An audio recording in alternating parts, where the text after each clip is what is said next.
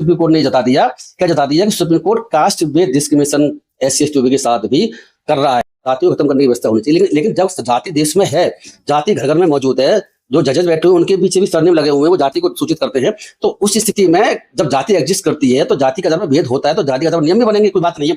अब जब SC/ST के जजों को बनाने के लिए आप इंटरव्यू एक दिन लेंगे तो उसको इंटरव्यू बोर्ड को पता है कि SC/ST के लोगों को बुला रखा है, तो उन्होंने हमारा कर दिया सेक्रेटरी की सजा। दिल्ली हाईकोर्ट का 2002 में, ये मैं आपके ऑनलाइन उस पर ऑन रिकॉर्ड बोल रहा हूँ, आपके साथ आपके चैनल बोल रहा हूँ। पूर्व न्यायाधीश खुद जाने वाले हैं सर्वोच्च न्यायालय।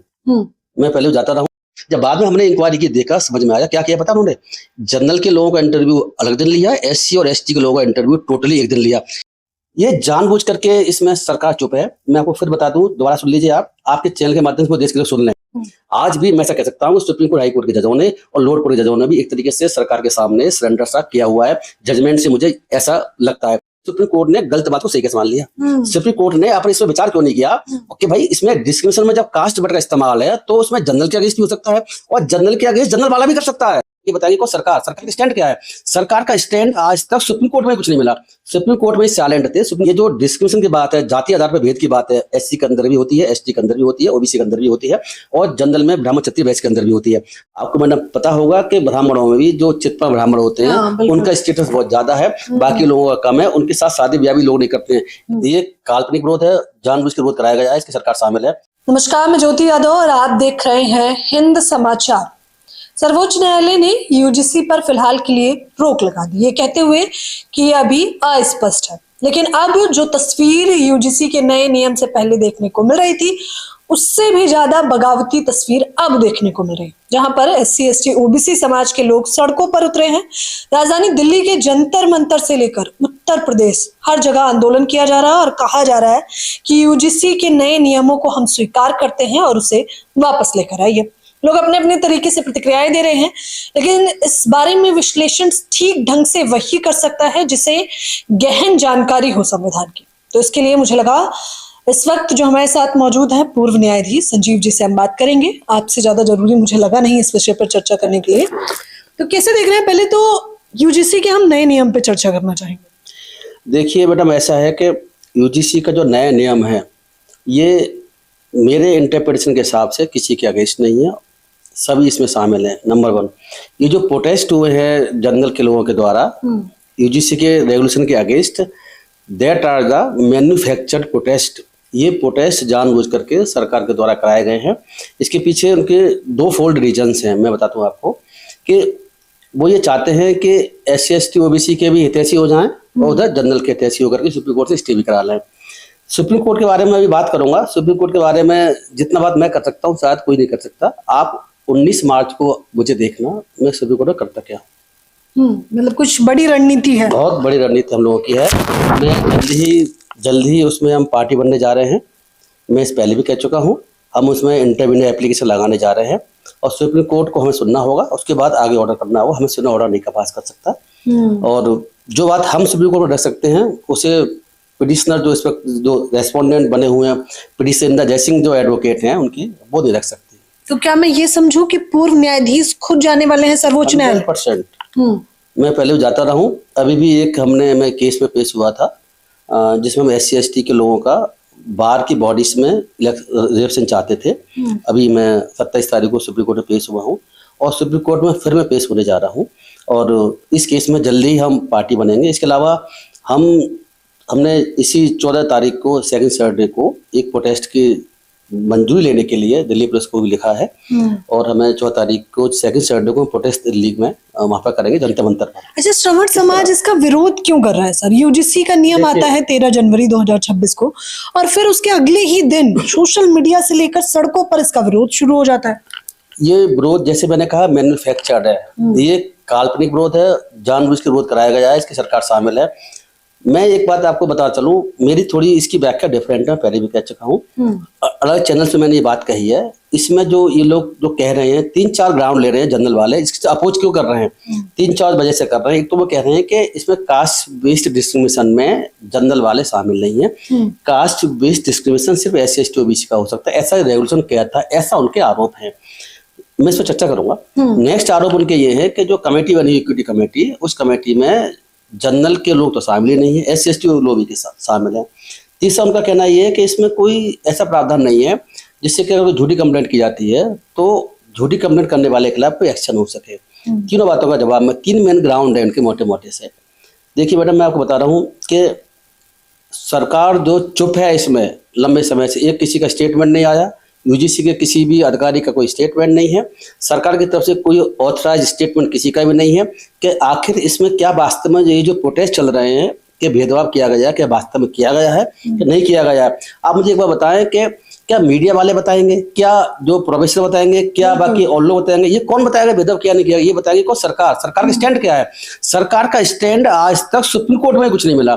सुप्रीम कोर्ट में साइलेंट थे। सुप्रीम कोर्ट में बाद में आता हूँ, सुप्रीम कोर्ट के बाद में निपटते हैं, पहले हम सरकार से निपटते हैं। तो सरकार का जो स्टैंड इसमें जो क्या है, अभी तक हमें कोई जानकारी किसी को भी देश में नहीं है।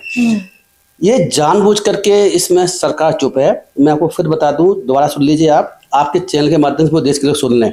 ये जो रेगुलेशन है वो रेगुलेशन जनरल वालों के लिए भी कास्ट बेस्ड डिस्क्रिमिनेशन में लागू होता है। मैं इसमें इसलिए बता रहा हूँ आपको। देखिए कि इसका जो प्रियम्बल है, प्रियम्बल में साफ लिखा हुआ है कि discrimination on the basis of religion, race, caste, gender, place of birth और against person with disability in higher education institution. तो यहाँ पर कास्ट वर्ड का इस्तेमाल है। प्रियम्बल में प्रस्तावना, जैसे संविधान की प्रस्तावना है ऐसी इसकी प्रस्तावना है। प्रस्तावना में लिखा हुआ कास्ट, वहाँ शुल्क कास्ट, शुल्क ट्राइब्स और ओबीसी का जिक्र नहीं है, कास्ट का जिक्र है। अब आगे आइए कि इसमें दूसरा है ऑब्जेक्टिव, जो उसका क्लॉज 2 है रेगुलेशन का 2026 का। ऑब्जेक्टिव क्या कहता है? ऑब्जेक्टिव में ये लिखा हुआ है to eradicate discrimination only on the basis of religion, race, gender, place of birth, caste और डिसेबिलिटी। यहाँ पर कहीं आपको मिला देखने को? क्या कास्ट तो वर्ड है, ये कास्ट में लिखा हुआ शुल्क कास्ट, शुल्क ट्राइब्स ओनली। आगे लिखा हुआ particularly against the members of शुल्क कास्ट एंड शुल्क tribes, socially education backward class sections और classes and economically weaker sections. Next है पर्सन विद डिसेबिलिटी और एनी ऑफ देम। आगे क्या लिखा हुआ है? Against the एमंग्स्ट the stake holders. आप बात मैंने देश को समझाने की कोशिश कर रहे हैं कि ये मैन्युफैक्चर प्रोटेस्ट है, गलत इसमें बातें रखी जा रही हैं। उस बात को सरकार चुप है और सुप्रीम कोर्ट ने गलत बात को सही मान लिया, तो बिना अपनी अकल लगाए हुए। सुप्रीम कोर्ट जज ने अपनी अकल ने लगाई इसमें ना उसको विचार किया है, और जो प्रोटेस्टर कह रहे थे उनकी बात को सही मान लिया, जब प्रोटेस्टर गलत कह रहे हैं। देखिए मैडम, मैं बता दूं, आप कहते हैं कि सर्वोच्च न्यायालय ने डिसीजन सुनाने से पहले अपने ज्यादा दिमाग का इस्तेमाल नहीं किया। बिल्कुल नहीं किया है। मैं आपके चैनल पे कर रहा हूँ, कंटेंट बनते तो मैं तैयार हूँ करने के लिए। अच्छा, आप तैयार भी हैं? 100% तैयार हूँ, मुझे इसकी परवाह नहीं है। मैं बिल्कुल कंटेंट, सही बात हो कंटेंट कभी नहीं होती, दिस इज द लॉ। अवमानना या कंटेंट सही बात के लिए नहीं होती, क्योंकि इसमें जो नंबर 2 क्लॉज है जो कहता है पर्टिकुलरली अगेंस्ट द एससी और एससी। पर्टिकुलरली बहुत इंपॉर्टेंट है लॉ में, ये पहली बार पर्टिकुलर वर्ड नहीं आया हुआ है। अगर जो लीगल फील्ड के लोग हैं वो जानते हैं कि पर्टिकुलर वर्ड का मतलब ये होता है कि इनके लिए मुख्यतः, बाकी और सभी लोगों के लिए। इसका मतलब ये नहीं होता खाली इनके लिए। तो कोई ऐसा है। मैं चाहूंगी कि थोड़ा, क्योंकि हमारे दर्शक हिंदी में हैं, तो हम हिंदी में प्रयास करें। मैं हिंदी और आपको इंग्लिश में, वो हिंदी की लैंग्वेज थोड़ी अजीब सी लगती है इसके एक्ट की रेगुलेशन। सॉरी, देखो मेरा आप समझिए कि इसमें है जो विवाद है 3(1)(c) और 3(1)(e). 3(1)(c) क्या कहता है? Caste based discrimination. इसको कह रहे हैं कि कास्ट बेस्ड डिस्क्रिमिनेशन खाली इसमें अगेंस्ट मेंबर ऑफ एससी और एसटी और ओबीसी अगेंस्ट हो सकता है। बात ठीक है, against but against the member, लेकिन यहाँ पे क्या है? Particularly against. पर्टिकुलरली बगैर ऑब्जेक्टिव में इंपॉर्टेंट है। ये ऑब्जेक्टिव में मतलब ये नहीं है कि अगेंस्ट द लिखा हो, पर्टिकुलरली के इसका मतलब है religion, race, gender, place of birth और कास्ट। मेरा अपना मानना यह है कि जनरल वाला के अगेंस्ट अगर कास्ट के बेसिस पर एससी का डिस्क्रिमिनेशन कर रहा है तो वो भी इसमें फॉल करेगा, 101% करेगा। आप आगे देखेंगे इस तरह के केस चलेंगे। ये सब देश में बिना बात का हुआ खड़ा किया गया, झूठ को सच बनाया जा रहा है। अब आगे सुनिए, जो कास्ट बेस्ड डिस्क्रिमिनेशन परिभाषा 3(1)(c) की है, जो कहती है कि सिर्फ कास्ट के बेसिस पर अगर डिस्क्रिमिनेशन हो सकता है तो हो सकता है एससी एसटी ओबीसी का। लेकिन वहां तक बात, ये रेगुलेशन 3(1)(c) में खत्म नहीं होता, 3(1)(e) भी है। 3(1) कहता है डिस्क्रिमिनेशन, माने भेदभाव क्या होता है। उस भेदभाव की परिभाषा में कास्ट भी आ रही है। देखिए मुख्य तौर पर लिखा हुआ है, मैं देख सकती हूँ। जब यहाँ भी कास्ट है तो यहाँ पे शुल्क कास्ट, शुल्क ट्राइब्स का वर्ड नहीं है। यहाँ पर जो है मेंबर ऑफ बैकवर्ड क्लास का वर्ड भी नहीं है। इसका मतलब यहाँ पर कास्ट बेस्ड डिस्क्रिमिनेशन किसी का भी कोई भी कर सकता है। मतलब किसी भी जाति के साथ भेदभाव किया जा सकता है, वो जरूरी नहीं है कि वो एससी एसटी और ओबीसी हो। यहाँ पर ये प्रेम्बल में लिखा हुआ है मुख्य तौर पर, बिल्कुल लिखा हुआ है। मैं आपको बताऊंगा, देखो प्रियम्बल में लिखा हुआ है, ऑब्जेक्टिव में भी पर्टिकुलर वर्ड का इस्तेमाल कर रखा है, और इसके अलावा इसमें ईडब्ल्यूएस का इस्तेमाल भी है। जब SC/ST लोग हैं तो ईडब्ल्यूएस कौन होते हैं? ईडब्ल्यूएस होते हैं जनरल वाले या मुस्लिम वाले, जो SC/ST OBC बने आते हैं, जो मोदी जी ने 10% आरक्षण दिया है आर्थिक आधार पर, तो उसमें तो वैसे भी आ गए। तो अगर ये मान भी लें कि SC जनरल वाले ईडब्ल्यूएस वाले इसमें कवर होते, जो कि होते हैं, तो खाली कौन बचे? जो ईडब्ल्यूएस कैटेगरी में जनरल वाले नहीं है। लेकिन ऐसा नहीं है, वो पर्टिकुलर वर्ड इंपॉर्टेंट। मैं आपसे चैनल फिर कह रहा हूँ, आप जिससे भी क्वेश्चन करें पर्टिकुलरली को हमेशा ध्यान रखें। शब्दों पर गौर फरमाना बेहद आवश्यक है। सिर्फ एक वर्ड पर्टिकुलरली ऑब्जेक्ट में लिखा हुआ है, वो ये बताता है कि इसमें SC का SC के अगेंस्ट भी कर सकता है, SC का बंदा डिस्क्रिमिनेशन कास्ट के आधार पर जनरल का भी कर सकता है, और जनरल वाला SC का भी कर सकता है। विद इन OBC की भी हो सकती है, विद इन SC के भी अंदर हो सकती है, विद इन जो ST के अंदर भी हो सकता है। जैसे मैं आपको एक एग्जाम्पल देता हूँ कि एग्जाम्पल दूंगा बाद में, पहले इसको हम व्याख्या समझ लें। अच्छा, मुझे क्योंकि हम इसी बीच में सवाल लेते जाएंगे, मुझे पता है क्योंकि आप धरना देख रहे हैं तो आपके मन में कई सवाल होंगे। तो वो मेरा दूसरा सवाल आपसे यही है कि कहा गया है कि सर्वोच्च न्यायालय में कोलोजियम सिस्टम के माध्यम से जो जज बैठे हैं, इसी वजह से ये फैसला बहुजन समाज के हित में नहीं आया। कितनी सत्यता है? नहीं, ये तो बिल्कुल झूठ बात है, इसका मैं नहीं मानता। कोलिजियम सिस्टम हमारे देश में 1991 के बाद आया हुआ, उससे पहले भी फैसले ऐसे ही आए हैं। मैडम, अगर आप देखें 1950 से लेकर के और 2026 तक, मुझे इसका पूरा जजमेंटों का पता है, जो आरक्षण के संबंध में SC/ST एक्ट के संबंध में 1989 के बाद में, और रिजर्वेशन के संबंध में 1950 से लेकर के जजमेंट क्या है, मुझे सारा का पता है। तो कोलिजियम सिस्टम आया हुआ है कब? 90-91 के बाद में। उससे पहले सिस्टम कोलिजियम नहीं था, तब भी जजमेंट इसी लाट में आ रहे थे। मैं आपको बता दूं कि रिजर्वेशन जो आर्टिकल 16(4) है संविधान का, सबसे ज्यादा कंट्रोवर्शियल सरकार ने और सुप्रीम कोर्ट ने इश्यू बना रखा है। सुप्रीम कोर्ट बार बार सरकार के बनाए हुए किसी नियम को कह देता है इलीगल है, अनकॉन्स्टिट्यूशनल है। फिर पार्लियामेंट क्या करती है कि उसमें आर्टिकल्स में अमेंडमेंट करती है, कुछ चीजें जोड़ती है, संशोधन करती है, हमेशा करती है, और वो संशोधन होते रहते हैं। तो वो कोलिजियम सिस्टम की वजह से नहीं, कोलिजियम सिस्टम से पहले भी आए हुए हैं। तो मैं ये तो नहीं कहूंगा, लेकिन मैं इतना जरूर कहता हूँ, कोलिजियम सिस्टम में बिल्कुल अगेंस्ट हूँ। कोलिजियम सिस्टम पूरी तरह अनकॉन्स्टिट्यूशनल है, और कोलिजियम सिस्टम को तुरंत हटाया जाना। इसका मतलब ये नहीं है कि अगर इस सिस्टम के अलावा दूसरा सिस्टम काम करेगा तो बेहतर काम करेगा, मैं ऐसा भी नहीं मानता। क्योंकि कोलिजियम सिस्टम से 90 से पहले भी जजों की हालत बड़ी खराब थी, इमरजेंसी में जजों ने पूरा सरेंडर कर दिया था, जो आज भी किया हुआ है। आज भी मैं ऐसा कह सकता हूँ, सुप्रीम कोर्ट, हाई कोर्ट के जजों ने और लोअर कोर्ट के जजों ने भी एक तरीके से सरकार के सामने सरेंडर सा किया हुआ है। जजमेंट से मुझे ऐसा लगता है। मैं आगे में बात चल रही थी, आपने सवाल कर लिया, सवाल डिस्क्रिमिनेशन की बात चल रही थी। डिस्क्रिमिनेशन 3(1)(e) में कहीं भी कास्ट के बेसिस पे डिस्क्रिमिनेशन हो सकता है, वो उसमें फॉल करेगा। तो यहाँ पर SC/ST OBC लिखा ही नहीं हुआ, बिल्कुल, इसमें सिर्फ कास्ट मेंशन है। तो कास्ट के बेस पे डिस्क्रिमिनेशन 3(1)(e) में आता है, और कास्ट के डिस्क्रिमिनेशन 3(1)(c) में भी आता है।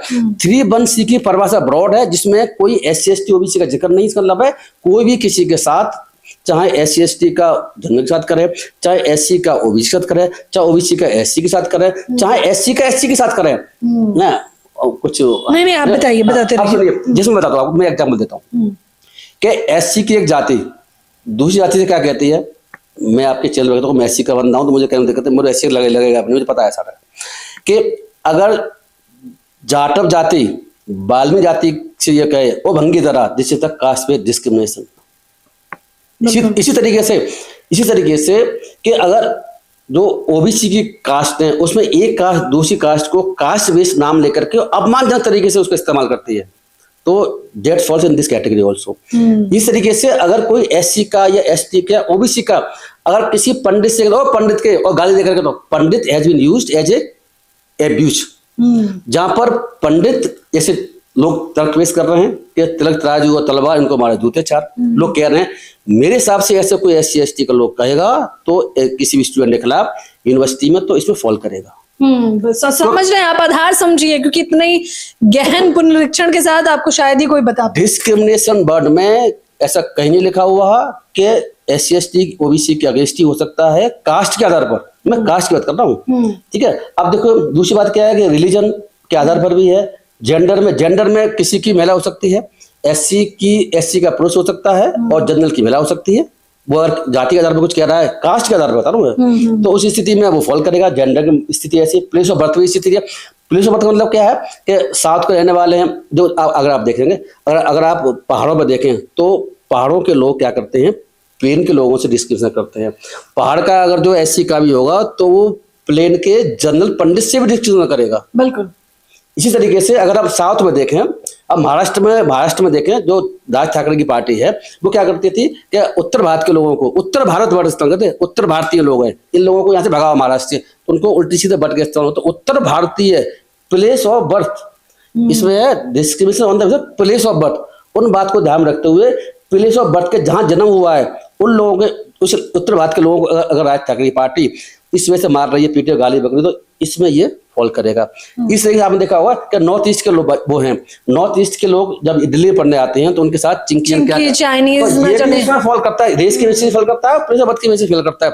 तो ये जो रेवोल्यूशन है वो बहुत ब्रॉड सेंस में सभी लोगों के लिए बनाया गया है। इसीलिए जो इसमें जो है, अब एक बार बता दूं आपको कि इसमें कंप्लेंट कौन कर सकता है, वो करता है एग्रीड पर्सन। एग्रीड पर्सन की परिभाषा में पर्सन वर्ड का इस्तेमाल है, SC ST OBC का इस्तेमाल नहीं है। इस तरीके से ग्रीवांस में है, ग्रीवांस में भी लिखा हुआ है। ग्रीवांस को अगर आप देखें तो ग्रीवांस कहता है कि ऐसी कोई कंप्लेंट इंक्लूड है जिसमें एग्रीड पर्सन कोई डिस्क्रिमिनेशन की कंप्लेंट करता है। यहाँ पे कास्ट बेस्ड डिस्क्रिमिनेशन नहीं आ रहा, यहाँ बट है डिस्क्रिमिनेशन। ये डिस्क्रिमिनेशन कौन सा वर्ड है, जो 3(1)E में है। बात समझ गई। अब एक और बात बताता हूँ आपको, स्टेक होल्डर, ये जो 3(1)E का डिस्क्रिमिनेशन होता है वो होता है किसके अगेंस्ट, स्टेक होल्डर के अगेंस्ट। अगेंस्ट यानी स्टेक होल्डर, यहाँ पे अगेंस्ट यानी SC और ST, यहाँ स्टेक होल्डर है, और स्टेक होल्डर में फिर कास्ट भी इंक्लूड है। तो 3(1)C को चाहे आप हटा दें चाहे रखे रहने, उसका मतलब एक ही है। मतलब ऐसा होता है कि सभी आप डिस्क्रिमिनेशन पूरी किसी के खिलाफ कर सकता है इन 6 ग्राउंडों पर। फिलहाल हाँ बिल्कुल, फिलहाल का आधार सर इतना है कि जो है कि जाति भेदभाव, किसी एक पर्टिकुलर जाति के लिए ये कानून जो आया है UGC का, वो किसी एक जाति विशेष के लिए नहीं बनाया गया है। अगर आप पंडित हैं, ब्राह्मण हैं, बनिया हैं, आप एक श्रमण समुदाय से आते हैं, लेकिन अगर फिर भी आपको जाति सूचक शब्द बोले गए हैं तो आप UGC के नए नियमों के तहत भी कंप्लेन दर्ज करवा सकते हैं। अब मेरे कुछ सवाल है जो मुझे आपसे पूछने हैं।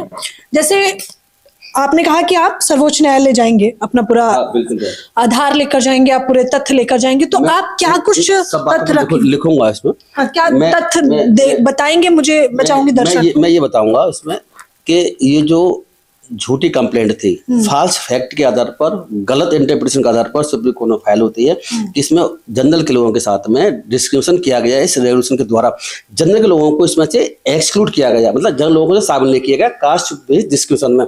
ये बात टोटली गलत है। शामिल किया गया है 3(1)E में, नंबर 1। लेकिन चिंता की बात मेरे लिए ये लगी कि सुप्रीम कोर्ट ने गलत बात को सही कैसे मान लिया। सुप्रीम कोर्ट ने आपने इसमें विचार क्यों नहीं किया कि भाई इसमें डिस्क्रिमिनेशन में जब कास्ट वर्ड का इस्तेमाल है तो उसमें जनरल के अगेंस्ट भी हो सकता है, और जनरल के अगेंस्ट जनरल वाला भी कर सकता है। आप बात वहां समझ लें। जनरल वाले में क्या होता है, आपने देखा होगा, मैं पहले भी बात बोल चुका हूं कि ये जो डिस्क्रिमिनेशन की बात है, जाति आधार पर भेद की बात है, SC के अंदर भी होती है, ST के अंदर भी होती है, OBC के अंदर भी होती है, और जनरल में ब्राह्मण क्षत्रिय वैश्य के अंदर भी होती है। आपको मैंने पता होगा कि ब्राह्मणों में भी जो चित्तपा ब्राह्मण होते हैं उनका स्टेटस बहुत ज्यादा है, बाकी लोगों का कम है। उनके साथ शादी ब्याह भी लोग नहीं करते हैं। ये क्षत्रियों में होता है। क्षत्रियों में इस पोजिशन ऐसी है जो 37-38 के आसपास उसमें कैटेगरी है। फर्स्ट कैटेगरी का जो क्षत्रिय होता है वो 37 कैटेगरी के साथ ना शादी करता ना बैठता है। तो अगर वो वहां पर उस जाति को कि तुम तो ये और ठाकुर हो, तो वो भी इसमें फॉल करेगा। ये गाइडलाइंस जो है सारी चीजों को ध्यान में रखते हुए संविधान के आर्टिकल 15 को ध्यान रखते हुए लाई गई है। इसीलिए ये बात बिल्कुल गलत है। हम सुप्रीम कोर्ट जाएंगे तो बात को रखेंगे। और सुप्रीम कोर्ट क्या होने वाला है अब, जैसे आप लोग इतनी मजबूती से लड़ाई लड़ने के लिए भी तैयार है, तो क्या लगता है कि अब UGC के नए नियमों पे फिलहाल के लिए जो रोक लगी है, आगे क्या कुछ लगेगा? मैडम एक तो बात ये रोक पूरी से गलत है ना, और सुप्रीम कोर्ट ने रोक लगाई है। सुप्रीम कोर्ट रोक ऐसे फर्स्ट डेट पर लगा भी नहीं सकता। मैं इसलिए आपसे कह रहा हूँ कि दूसरी पार्टी को सुनना पड़ता है। दूसरी पार्टी वहां वैसे ही आ गई थी, कोई नोटिस नहीं हुआ था, तो दूसरी पार्टी को समझना पड़ेगा। पिटीशन को स्टडी करेंगे, क्वेश्चन को समझेंगे, उसके बाद कोर्ट में आएंगे, तब क्वेश्चन फ्रेम होते हैं। सुप्रीम कोर्ट ने पहले क्वेश्चन फ्रेम कर दिए। ये क्वेश्चन फ्रेम किए, मैं मतलब एक बार बता दूं आपको कि चीफ जस्टिस ऑफ इंडिया ने कमेंट क्या किया था पता है आपको? उन्होंने कहा था कि भाई आप कर क्या रहे हैं, SC ST OBC को जनरल को बांट करके देश को पीछे ले जा रहे हैं। उन्होंने ये भी कहा था कि हॉस्टल में आप करते हैं सेग्रीगेशन। आपने 2 चीज पढ़ी होंगे। इसका मतलब क्या हुआ कि सुप्रीम कोर्ट ये कहने की कोशिश की है कि जनरल को एक तरफ और SC ST OBC को एक तरफ करके आप बांटेंगे तो वो बंटवारा देश में होगा, और इस संविधान के अगेंस्ट ऐसा नहीं होना चाहिए। हमें आगे जाना चाहिए, पीछे जाना चाहिए। ये बात उनकी बिल्कुल ठीक है। इस बात पर मैं सहमत हूँ कि वास्तव में जाति को खत्म करने की व्यवस्था होनी चाहिए। लेकिन जब जाति देश में है, जाति घर घर में मौजूद है, जो जजेस बैठे हुए उनके पीछे भी सरनेम लगे हुए हैं, वो जाति को सूचित करते हैं। तो उस स्थिति में जब जाति एग्जिस्ट करती है तो जाति के आधार पर भेद होता है, तो जाति के आधार पर नियम भी बनेंगे, कोई बात नहीं है। लेकिन सबसे प्रॉब्लम बात मैडम, इसमें मैंने एक चैनल पर और भी कह चुका हूँ, फिर आपके चैनल पर रिपीट करता हूँ कि सुप्रीम कोर्ट ने 5 क्वेश्चन फ्रेम किए हैं और सेकंड क्वेश्चन फ्रेम करके सुप्रीम कोर्ट ने जता दिया, क्या जता दिया कि supreme court caste based discrimination SC ST OBC के साथ भी कर रहा है। मैं आपको इसलिए बता रहा हूं कि वो उन्होंने क्या कह दिया, मतलब सेकंड क्वेश्चन में ये लिख दिया है कि क्या ये रेवोल्यूशन जो SC के अंदर मोस्ट बैकवर्ड क्लासेस के आते हैं क्या उनमें लागू होगा, मतलब SC के अंदर दूसरे SC के खिलाफ कुछ कह रहा है जाति के आधार पर, तो क्या उसमें लागू होगा, नहीं होगा। ऐसे लिखा हुआ है कि शेड्यूल्ड ट्राइब्स के अंदर जो मोस्ट बैकवर्ड शेड्यूल्ड ट्राइब्स है उनके अंदर भी लागू होगा, ऐसे अदर बैकवर्ड क्लासेस के अंदर मोस्ट बैकवर्ड क्लासेस उनके अंदर भी लागू होगा, लागू होगा। ये सुप्रीम कोर्ट यहाँ पे, मतलब supreme court SC ST OBC का बंटवारा करने की बात इसमें बीच डाल दिया है। और जब जनरल बनाओ SC ST OBC उसको कह रहे थे कि बंटवारा इसमें क्यों कर रहे हो, तो खुद ही सुप्रीम कोर्ट ने इश्यू फ्रेम करके बंटवारा कर दिया है। ये एक बहुत चिंता का विषय है। और मैं एक बात बता दूं इसमें, अगर वो है, सुप्रीम कोर्ट ने कहा कि रैगिंग का इसमें प्रावधान नहीं है। रैगिंग के लिए मैडम रूल्स अलग से बने हुए हैं, सुप्रीम कोर्ट को किसी को बताने की जरूरत है। देखिए ऐसा है, वो कह रहे रैगिंग के बारे में कोई जिक्र नहीं है। ये रैगिंग के बारे में मैं आपको बता दूं, 2009 में यूनिवर्सिटी का दूसरा रेगुलेशन है, in regulation in on curbing the menace of the ragging in the higher education 2009 का अभी भी एप्लीकेबल है। 2009 का रेगुलेशन अभी भी चल रहा है। ये कास्ट बेस्ड या डिस्क्रिमिनेशन के बेसिस के लिए रेगुलेशन आए हुए हैं, और रैगिंग के लिए रेगुलेशन पहले से अभी भी है, वो अलग है, सेपरेट है। एक बात बता दूं, वो जो बात कह रहे थे ना कि भाई ये हॉस्टल में आप सेग्रीगेशन करना चाह रहे हैं, बांटना चाह रहे हैं, बंटवारा करना चाह रहे हैं, आपने ऐसा क्यों नहीं बना दिए। मैं आपको एक बात बता दूं मैडम, सुप्रीम कोर्ट जजों को लगता है ना किसी ने कुछ बताया है ना उन्होंने कुछ पढ़ के आए। मैं आपको चलो साफ कह रहा हूँ। देखिए ऐसा है, थ्रोट कमेटी की रिपोर्ट है, मैं आपको इसका जिक्र जरूर करूंगा। वो कह रहे हैं कि हॉस्टल में भी आप कर रहे हैं बंटवारा, SC ST का अलग, OBC का अलग। पता है मैडम क्या हुआ था इसमें, एम्स में शेड्यूल्ड कास्ट के किसी डॉक्टर ने सुसाइड किया जो वहाँ पढ़ रहा था। भारत सरकार ने कमेटी बनाई थी जिसका नाम था all India institute medical science में committee to inquire into the allegations of different treatment of SC ST student in all India institute of medical science Delhi. ये कमेटी बनाई थी। उस कमेटी में प्रोफेसर सुखदेव थोरोट थे, chairman doctor KM Shyam Prasad ji थे, doctor RK Srivastava थे। 3 लोगों की कमेटी थी। उस कमेटी ने रिपोर्ट दी है। इस रिपोर्ट की पूरी चर्चा नहीं करूंगा, लेकिन खाली मैं उस एंगल से करूंगा कि क्या हॉस्टल में भी SC ST लोगों के साथ में जाति के आधार पर भेदभाव होता है, नहीं होता है, और सेग्रीगेशन कैसे होता है, बंटवारा कैसे करते हैं। ये रिपोर्ट बड़ा इंपॉर्टेंट है। इसमें 4 केसेस का हवाला भी दिया रखा है। ये रिपोर्ट मैंने को ये बताती है सुप्रीम कोर्ट जजों को। मैं ये सब उस दिन 19 मार्च को समझा दूंगा। मैं आपके चैनल पर कह रहा हूँ, और उन्हें समझना पड़ेगा, मैंने बिना समझे बात नहीं बनेगी। उनको ये बताना पड़ेगा कि देखो आप जो लिख रहे हैं, पहले आप SC ST कमेटी की रिपोर्ट को देख लें, एक है ना, उस रिपोर्ट में क्या लिखा हुआ है। देखिए उसमें मैं कुछ एग्जांपल बस देता हूं उसमें, जिससे कि आप भी समझ सकें। प्रॉब्लम्स इन हॉस्टल, इस कमेटी में इंक्वायरी की, कमेटी में खुद गई, एम्स में इन्होंने इंक्वायरी की है, गवाहों के बयान रिकॉर्ड की है, SC वालों जनरल वालों को, तो उन्होंने क्या रिपोर्ट दी है। Problems in hostel, allotment of rooms, ये लिखा हुआ है कि वहां पर कई सारे हॉस्टल है एम्स में, तो उस हॉस्टल में सेग्रीगेशन किया जाता है। ये बड़ा सेग्रीगेशन हॉस्टल, ये लिखा हुआ है कि हॉस्टल में 1 से 8 तक हॉस्टल मेन के लिए हैं, और 9 से 10 टोटल हॉस्टल हैं, और 9 से 10 हॉस्टल किसके लिए, वुमेन्स के लिए। इसमें आगे मेरा ये लिखा हुआ है कि उन्होंने स्टडी किया केस 1 2 3 4। उन्होंने ये कहा कि कैसे होता है सेग्रीगेशन। जनरल वाले लोग क्या करते हैं कि जब रात को जब सो जाते हैं स्टूडेंट, तो उनके SC के जो कमरे होते हैं उनके बाहर क्या लिख देते हैं जाति सूचक शब्द, और उनकी कुंजी को बाहर से बंद कर देते हैं। रात भर वो कैद रहते हैं, सुबह उठते हैं, चीजें खुलवाते हैं। तो ये हो गया उनका discrimination on the basis of caste. और क्या करते हैं, इसमें ये भी लिखा हुआ है इस रिपोर्ट में, जो कि सरकारी रिपोर्ट है, ये प्राइवेट रिपोर्ट है, एम्स की बात है, स्टूडेंट की बात है। इसमें क्या लिखा हुआ है कि जो हॉस्टल में जो 4th और 5th फ्लोर है, टॉप फ्लोर्स हैं, उनको SC ST को दिया जाता है, और जनरल वालों को, और जो SC ST का अगर नीचे किसी को दे दिया गया तो बाद में उसकी कंप्लेंट होती है, फिर बाद में वो SC ST वालों को 4थी 5वीं मंजिल में भेज देते हैं। मान के SC ST के स्टूडेंट का एम्स में बंटवारा करके उनको पर्टिकुलर वो दिए जाते हैं हॉस्टल रूम। तो बंटवारा पहले से चल रहा है, इसको रोकने के लिए। तो इसमें इतना अचंभित होने की आवश्यकता नहीं है। जो सर्वोच्च न्यायालय ने मुख्य तौर पर फैसला सुनाते हुए यही कहा कि पहले तो अस्पष्टीकरण। हाँ मैडम, मैं 2003 में जज बना दिल्ली में।